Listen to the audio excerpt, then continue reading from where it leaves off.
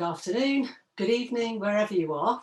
I'm Ira Hammond, and I'm so delighted to welcome you all to our panel session, Association of Associations.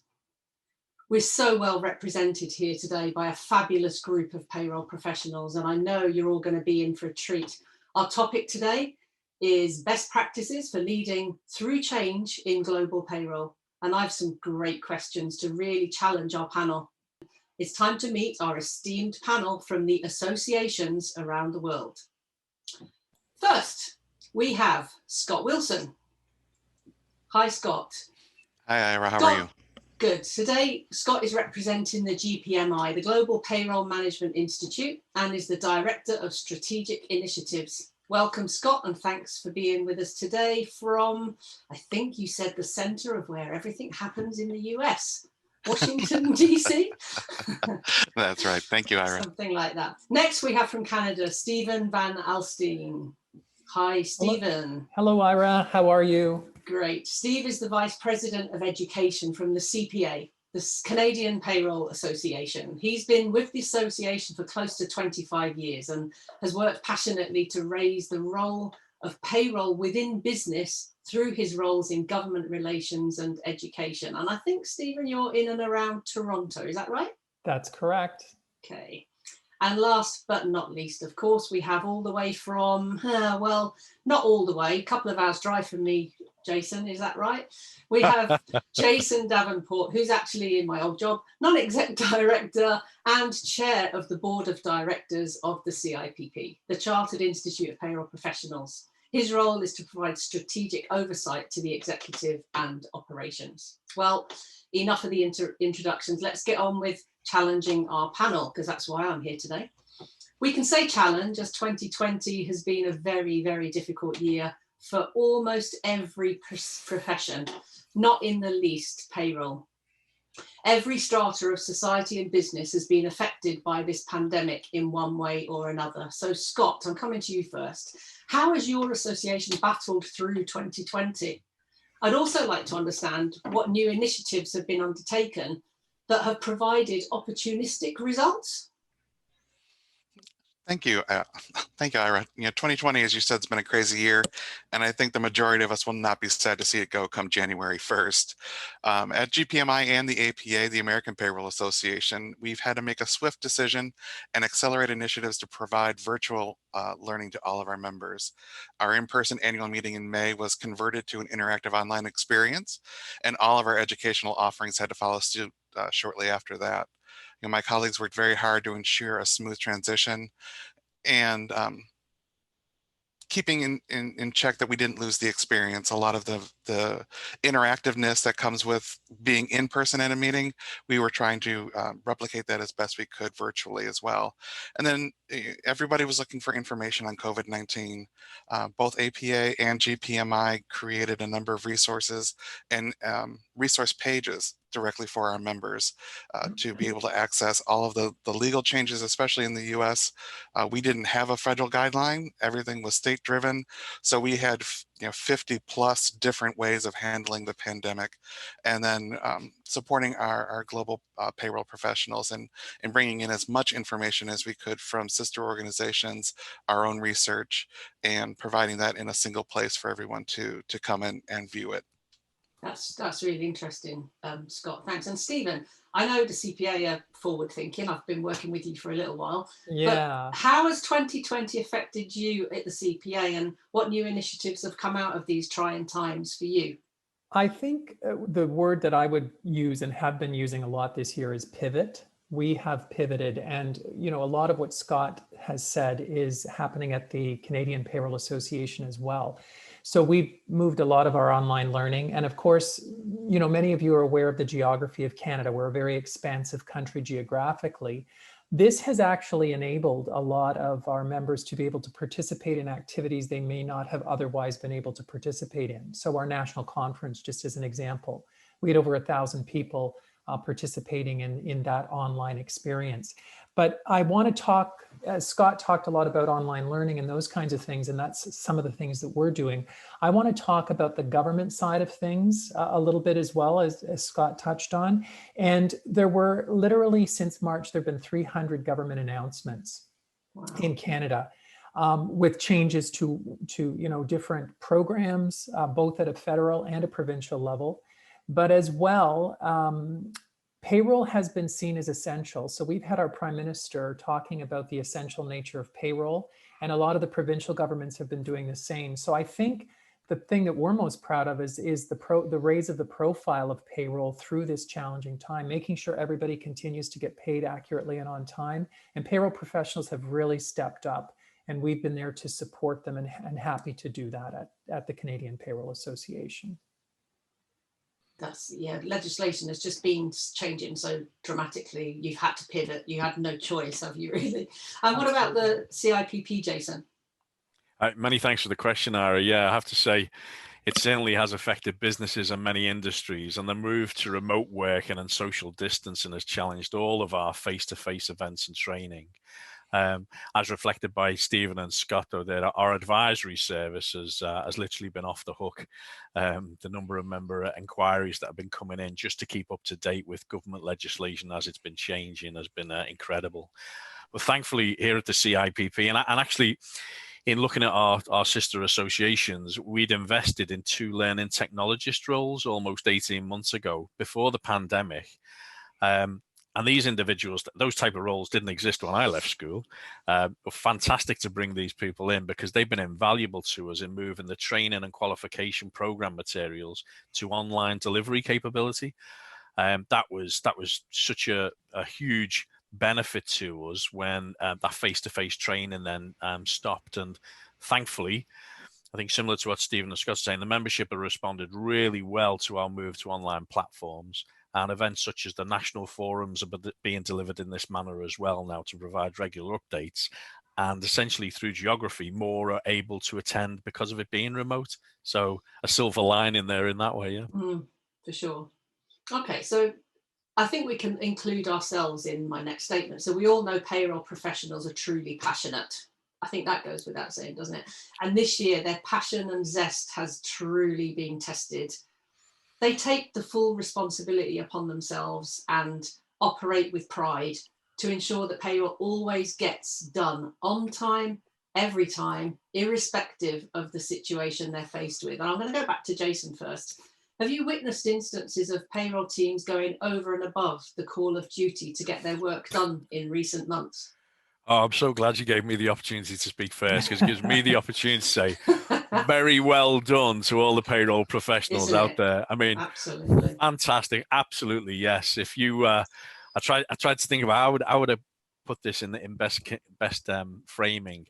If you consider 7.5 hours a day to be 100% of what you can give, because that's the committed time, then I know many, many professionals who are giving 200% of their time on a daily basis to ensuring that every change in rule and regulation is being adhered to, the clients and the customers they serve, and most importantly, the employees being paid are still supported throughout.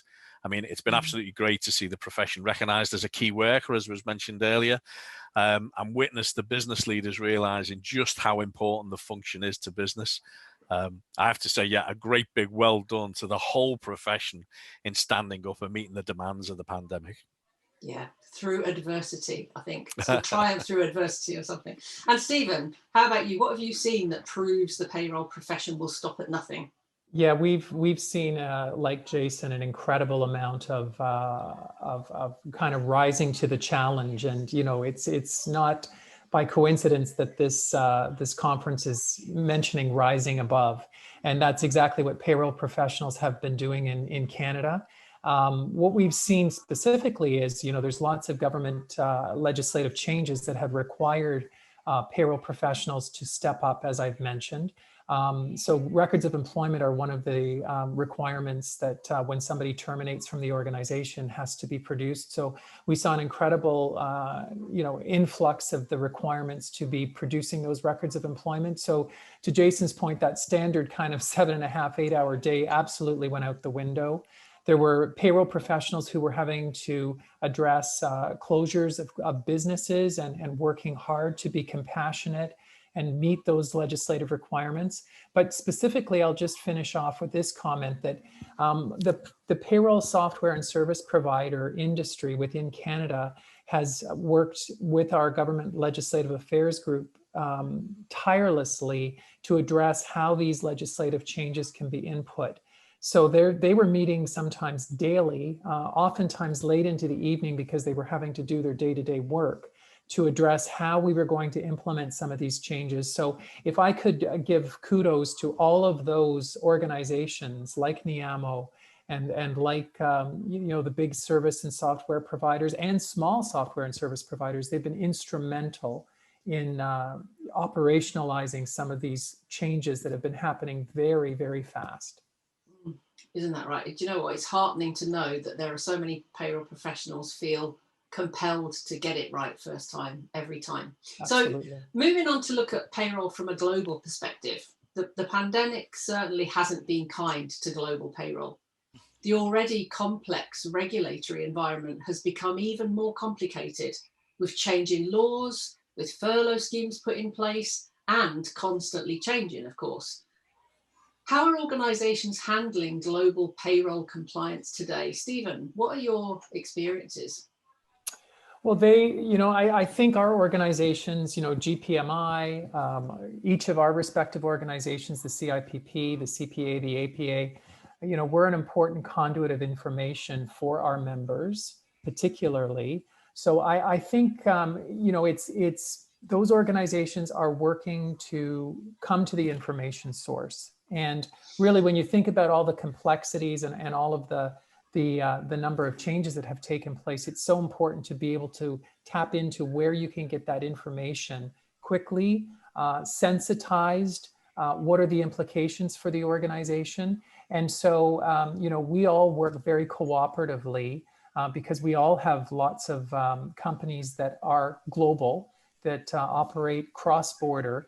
But I think what this situation has really demonstrated is how borderless the world has become through this challenging time. And virtually we have, as I say, pivoted very quickly, but we've responded likewise incredibly quickly. And I'm going to talk a little bit later about some reports that the Canadian Payroll Association has just launched in conjunction with PricewaterhouseCoopers. But what we found is that Canada tends to be they lag a little bit in terms of change and change management. Mm-hmm. But I think what we've demonstrated is, faced with challenge, people really can step up and can really react in a way in which benefits the profession, frankly. Thanks, Stephen. It's about that pivoting again, isn't it? When you're faced with something you have no choice about, you just have to do it. And Scott, what about you? How are organizations handling global payroll compliance today in your experience? That's, it's a great question, Ira. The pandemic just adds another layer to the complexity and complicated regulatory environment. We've seen things that have changed monthly, sometimes even hourly, as it's being reported out because nothing has been approved, or what you thought was going to get pushed through the legislature doesn't make it through, and you've got to we're pivoting like a ballet, and you think you're going in one direction, and then all of a sudden it's Swan Lake and you're headed the other direction. So for organizations like CIPP, CPA, APA, GPMI, all of the alphabetical associations that work with with payroll. And there's a few. There's just at least a handful. We all provide education, and we're all striving to provide the education to keep our members up to date on what's going on. Our government relations and APA has been working very closely with our Internal Revenue Service, the Department of Labor, and other areas that have been influenced or who are influencing the response to the pandemic, and trying to keep our members with the most up-to-date information, most up-to-date training that we can. And like Stephen said, talking with each other to understand what's going on in our respective areas and who we're working with. For the US, we're dealing with, it's almost like we're dealing with a global payroll within our own borders, because every state is different, the federal is different, and then you've got even locality, city and counties that are taking in taxes as well. So making sure that we understand what is coming down the pipe for everybody and trying to have that in a central location has been essential for everybody. And you know, we do the best we can, just like all of our payroll professionals are as well. Sure. And yeah, we truly feel we're partnering with them in this effort. Absolutely. Yeah, I mean, compliance itself is a challenge, let Right. alone compliance of so many changes in such a short time. Right. Thanks both of you. So Jason, over to you again. We're interested in understanding how the profile of the payroll professional has really amplified in recent months, considering all they've had to contend with. Given the increasingly complex operations of payroll, have organizations started considering payroll as a standalone function? Is payroll getting a seat at the boardroom table now? I think payroll's certainly getting noticed now, Ira, absolutely. Isn't For it its just? for the relevance it has. I think it's still very much industry by industry. Very often financial matters are typically handled by the CFO. But very large organizations, of course, may well have a payroll director responsible for that function. But whether they do or not, actually, I think the implications of cash management, cash flow, importantly, employee well-being, as well as those costed forecasts and as has been said before, with things changing so rapidly, having a view of how that change will impact your workforce, I think that's, you know, it's never been more crucial for business. They're very often now having to be flexible month to month, day to day in the ways of work and the way of reacting of how they can either produce and sell or furlough and produce and sell and what have you. So the pandemic has certainly focused all business owners' attention on employee costs. And reminded them just how key the payroll teams are to ensure excellence and accuracy in calculating and delivering pay each period. So undoubtedly, whether a seat at the table or not, I think the importance of the function has really been understood. Yeah, I think, you know, companies are now, they can't but help notice. If payroll had done a terrible job through this pandemic, it would have been noticed for a whole load of different reasons, and that's not what's happened. Stephen, what's your experience? Are you seeing increased respect for payroll professionals in Canada with job roles becoming more senior? Yeah, absolutely. So again, you know, I want to come back to that comment our Prime Minister made publicly about payroll being essential, particularly through this time. So certainly the profile of payroll has increased.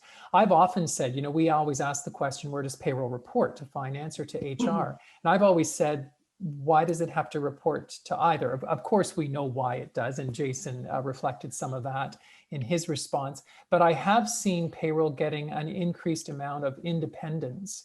And again, we've just done a report, 3 reports at our association on the economic footprint of payroll within Canada, the cost of compliance, because again, we're complying with government legislation and at a significant expense to employers.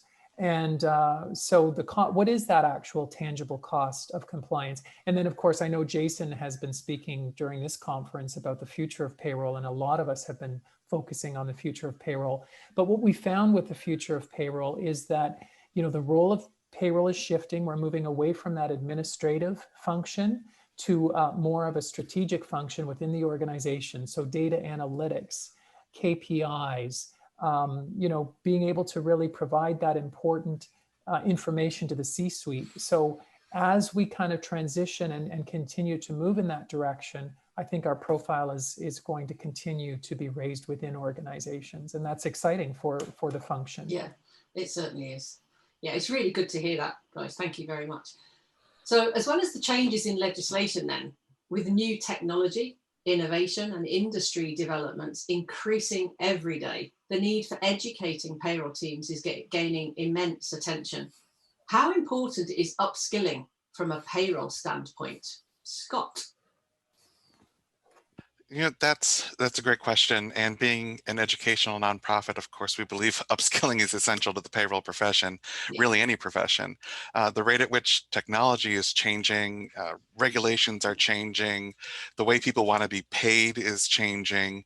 You know, one truly needs to be one step ahead just to keep pace with everything that's going on. So, and then on the other side, the newfound efficiencies because of the technology and everything else has allowed for some streamlining of roles and combining of roles. So we constantly urge our payroll professionals to build a general knowledge outside their immediate roles and look at connected departments, look at other people in their department and what they're doing, because you never know what might fall under other duties as assigned, as we say in the US.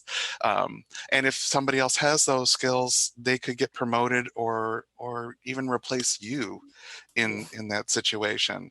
So, we've seen organizations even hire from outside payroll, bringing in a business analyst or somebody who has an HR background, even an accountant, and then teach them the role of payroll because they want those other analytical skills that somebody who has come up through payroll. Since in the US, payroll isn't a college track.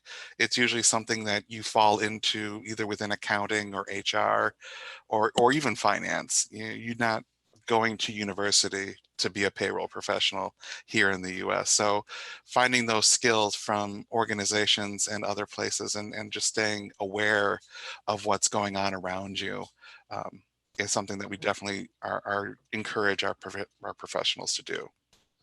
That's really interesting, and I'm asking Jason the same thing, in any different insights in the UK. But just before I do, there's been a question on the thing about how should payroll teams equip themselves to stay ahead of the continually changing pay legislation. I mean, that's ultimately this question, and that's what we're asking. How do we equip ourselves for legislation?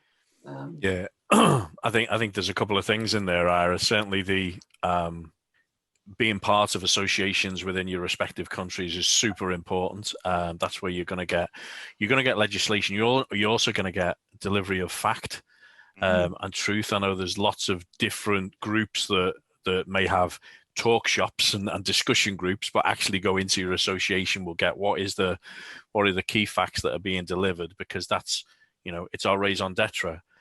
We ensure that government's policy is deployed and is understood. Yeah. But I think this the whole piece around the pandemic and skills, it's certainly going to develop and gain momentum. At first the move to remote working was for part a business continuity plan. It was enacting the continuity plan. It was managed day to day, month to month, and the focus was on the immediate delivery. But as the pandemic remains and the longer term plans are formed, we may see more of a permanence to flexible or home working. And that then does challenge, how do you ensure that your new recruits are being developed, new members of staff are being trained and supported, and the focus then really becomes on that succession planning and ensuring plans are in place for induction and development, and not just about maintaining the status quo. Then you have to maybe work differently in the way that you're going to develop individuals in the future if it isn't all going to be office based in the way that that's handled. Yeah, it's going to be interesting, isn't it? There are some roles now after the pandemic that people are going to think, I'm not going to go into that because if we have another one, they'll get, made redundant. Or people know payroll is never going to be less important. So maybe it will encourage more and more people to come into payroll. I mean, it's a career there's a lot of work, but you never know, do you? Yeah, and if I could just make a quick comment on that, Ira, we've seen our certification enrollments skyrocket. So I'm assuming that's the case at the CIPP and the APA as well. Everybody is wanting to credential themselves. They're seeing it as important. And I think that's great for the profession. Yeah, absolutely. So we've had some great insights into how, although payroll is different in every country, the principles of where we are at this point in 2020 are exactly the same across the world. We can only rise above 2020. See what I did there, guys? Now, for our last question, and we're going to start with Stephen. What do you think are the promising ways through which payroll leaders can really focus on being better prepared for the future? Yeah, I think it is, it comes out of the question that you just asked Scott and Jason around upskilling. And it's really about, looking at the skills that are really required for the future. And again, I want to reference the report that we did in conjunction with PricewaterhouseCoopers. It's not unique the topic of future of payroll is not unique. All of our associations have been looking at it, have been providing perspectives on it. But I really think it's important that, that kind of payroll practitioner role that we used to think about, that back office kind of, data entry type role is really no longer. The role of the future is about utilizing systems, utilizing human capital management, using those, looking at that data, the data analytics, using technology, chatbots, and robotic automation, and all of those concepts. Those are really going to be instrumental for how we process payroll, how we administer payroll, and certainly the roles that are going to come out of that. So we're really in a period of transformation, I think. And again, payroll professionals have demonstrated over the course of the last few months how adept they are at really dealing with the situation quite effectively, and I think that bodes well for the future. So to Scott's point, people are choosing and selecting payroll as a career. They're looking at the opportunities that exist within payroll, and gone are the days where people are just kind of finding themselves in the payroll role, because it is, it's, as we all know, it's never the same.